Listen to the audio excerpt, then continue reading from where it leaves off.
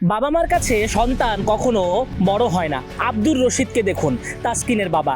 ছেলের রিহ্যাব প্রক্রিয়া চলছে, আস্তে আস্তে বোলিং রিদম খুঁজে পাচ্ছেন তাসকিন। ফিট থাকলে আরসিবির হয়ে আইপিএলও খেলতে পারতেন তাসকিন আহমেদ। যদি আইপিএলে জায়গা না হতো তাহলে পিএসএল নিশ্চিতভাবেই নিয়ে নিত তাসকিনকে। সে যাই হোক, তাসকিন আহমেদের ভাগ্যটা একটু খারাপই বলা যায়। তার খুব ইচ্ছা আইপিএল বা পিএসএল এর মতো টুর্নামেন্টগুলো খেলা, কিন্তু যখনই ফিট থাকেন তখনই ন্যাশনাল টিমের খেলা থাকে, তাই অফারগুলো জলাঞ্জলি হয় নীরবেই। এ নিয়ে তাসকিনের অনেক আক্ষেপও আছে, কিন্তু কি আর করার।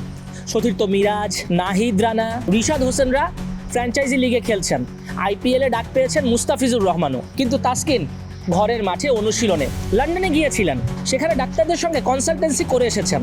অপারেশন লাগবে না, অনুশীলন রিহ্যাব এগুলোর মধ্যেই কাটিয়ে দিতে হবে সময়, তাহলে বড় হবে ক্যারিয়ার। আর অপারেশন করলে থেমে যেতে হতে পারে।